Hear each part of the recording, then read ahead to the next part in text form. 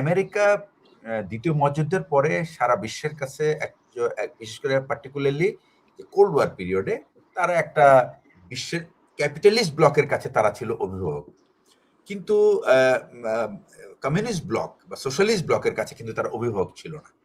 তো তো এই এই যে এই সোশ্যালিস্ট ব্লকের উপরে তার আধিপত্য বিস্তার করার জন্য সে কিন্তু 45 সাল থেকে 91 সাল পর্যন্ত এই পুরো প্রায় 45 বছর বা 46 বছর কিন্তু তাকে চেষ্টা করতে হয়েছে।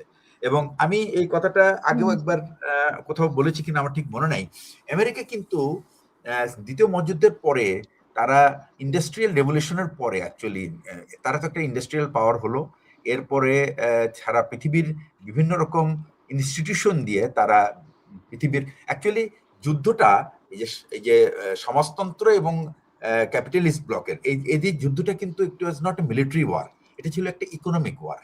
এটা কিন্তু রাশিয়ানরা কিন্তু যতদিনে বুঝতে পেরেছে ততদিনে কিন্তু তাদের সময় শেষ হয়ে গেছে এবং তারা কিন্তু রাষ্ট্র হিসেবে তাদের সেই সক্ষমতাটা হারিয়ে ফেলে, যার কারণে এই 91 সালে কিন্তু রাশিয়ান ব্লকটা এরকম কোলাপস করে।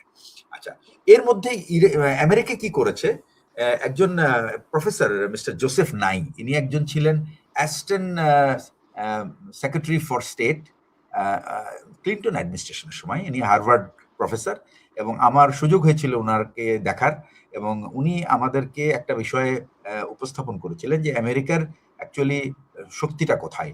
আমেরিকার শক্তি তো দুইটা জায়গায়, একটা হলো যারা সেটাকে তারা ডিফাইন করে দুইভাবে, একটা হলো হার্ড পাওয়ার, একটা হলো সফট পাওয়ার। আমেরিকা যখন আমি তাকে শুনেছি 2008 সালে 2008 সালে যখন আমেরিকার যখন বুশ যখন খুব আনপপুলার হয়ে গেল, তখন কিন্তু তারা খুব এই হার্ভার্ডে আমেরিকার আরেকটা জিনিস দর্শক শ্রোতাদের উদ্দেশ্যে বলছি যে আমেরিকার যে সমস্ত রাজনৈতিক পদক্ষেপ সারা বিশ্বকে ডোমিনেট করার জন্য বা বিশ্বের উপর একটা প্রভাব বিস্তার করার জন্য, এগুলোর কিন্তু ব্রেন চাইল্ড সব কিন্তু হার্ভার্ড থেকে। হার্ভার্ড হলো অ্যাকচুয়ালি তাদের রিসার্চ গ্রাউন্ড, যেখানে তাদের ফরেন পলিসি রিসার্চ করা হয়। তো এই ভদ্রলোক ছিলেন সে রিসার্চ প্রজেক্টেরই একজন, যিনি পরবর্তীতে ক্লিন্টন অ্যাডমিনিস্ট্রেশনে অ্যাসিস্ট্যান্ট সেক্রেটারি ফর স্টেট হয়েছিলেন। তো উনি বললেন যে আমেরিকার কিন্তু হার্ড পাওয়ারের থেকে তারা বেশি নজর দিয়েছিল সফট পাওয়ারের দিকে, অর্থাৎ আমেরিকা তাদের আচার আচরণ দিয়ে সারা বিশ্বের শ্রদ্ধা অর্জন করার চেষ্টা করেছে। ভয় তো একটা ব্যাপার আছে, ভয়টাকে তারা ব্যবহার করতে চায় নাই। তাদের যে সামরিক সক্ষমতা সেটা কতটুকু আছে সেটা কিন্তু কখনো তারা এটাকে পরীক্ষা করতে দেখতে যায় নাই, কারণ পরীক্ষা করলে যদি সেই পরীক্ষায় যদি তারা ফেল করে, এখন দেখেন আপনি আজকে যে যুদ্ধে এই ট্রাম্প কিন্তু সেই একটা ফলস আমি বলবো ইনফ্লেটেড ইমেজ বা ইনফ্লেটেড আমি বলবো যে এটাকে কি বলবো, নিজের ফুলে ফাঁপানো যে সামরিক ক্ষমতা, সেটাকে কিন্তু ট্রাম্প মনে করেছে এটা আসল ক্ষমতা এবং সে যে কাউকে গুড়িয়ে দিতে পারবে। এইটার কারণেই কিন্তু আমেরিকার স্টেটসম্যানরা কখনো কিন্তু তাদের সামরিক শক্তিকে কোন সামরিক শক্তির মুখোমুখি করে নাই, ওই একটা ভয়ে। মানুষ এখন যে পৃথিবীর কাছে আমেরিকার যে ইমেজ, সেই ইমেজের কারণে আমেরিকা এক মহা পরাশক্তি, কিন্তু এই পরাশক্তি যদি কখনো কোনো শক্তির সম্মুখীন হয় এবং সেখানে যদি তার সেই পরাশক্তির ভূমিকাটা না দেখাতে পারবে, তাহলে তখন কি হবে তাদের? তখন হতো তাদের কমপ্লিট হিউমিলিয়েশন। এই আজকে কিন্তু 48 দিন ওয়ারের পরে, এই যে দ্বিতীয় মহাযুদ্ধের পরে থেকে আমেরিকার যে একটা ফুলানো ফাঁপানো যে সামরিক সক্ষমতার যে একটা বেলুন ছিল, এই বেলুন কিন্তু ইরান ফুটো করে দিয়েছে, সোজা কথা। তো এইটাই কিন্তু আমেরিকা চায় নাই। এই জন্য আমেরিকা হার্ড পাওয়ারের পরিবর্তে পুরো কনফ্লিক্ট টাইমে এই সেকেন্ড ওয়ার্ল্ডের পরে কিন্তু প্রত্যেকটা জায়গায় কিন্তু তারা সফট পাওয়ারকে ইউজ করেছে। সফট পাওয়ার ইউজ করার পরে তারা কি করতো, তাদের কূটনৈতিক মন্ডল দিয়ে বা কূটনৈতিক ক্ষমতা দিয়ে সেই সফট পাওয়ারকে ব্যবহার করত।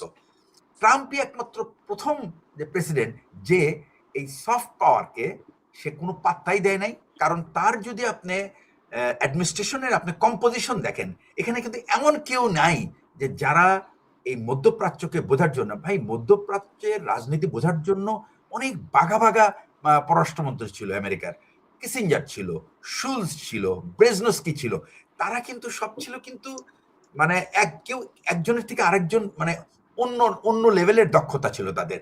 কিন্তু এই যে মার্কো রুবিওর মতো একজন লোককে, যার আন্তর্জাতিক জায়গায় তার কোনো এক্সপোজারই নাই, এমন কি যে ইউএস এর যে senate foreign service foreign relations committee এবং কংগ্রেসের যে ফরেন রিলেশন কমিটি, এখানের ভিতর থেকেও কিন্তু সে কাউকে আনে নাই।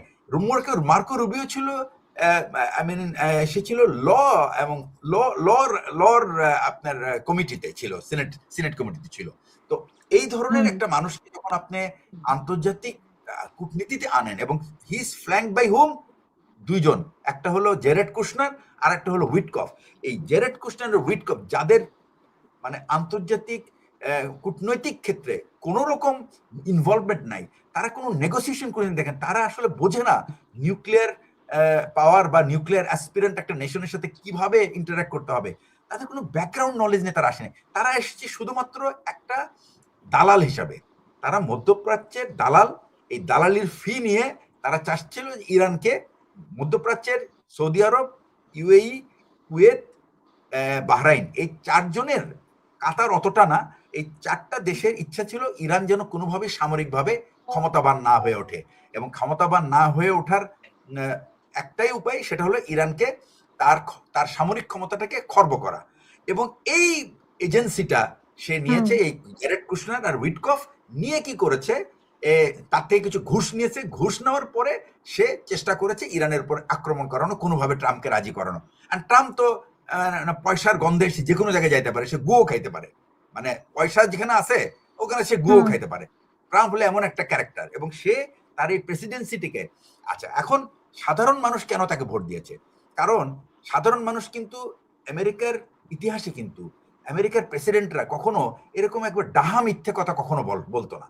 এটা কিন্তু একটা, তারা আমেরিকার প্রেসিডেন্টকে একটা উদাহরণস্বরূপ, একটা চারিত্রিক বৈশিষ্ট্য দিয়ে একটা খুব উদাহরণস্বরূপ ব্যক্তিত্ব হিসেবে দেখতে চায়, এবং এটা কিন্তু ছিল আমেরিকার ট্রেন্ড। কিন্তু ট্রাম্প এসে আমেরিকান মানুষের এই ইচ্ছেটাকে বা তাদের এই যে কনসেপ্টটাকে বদলে দিয়েছে।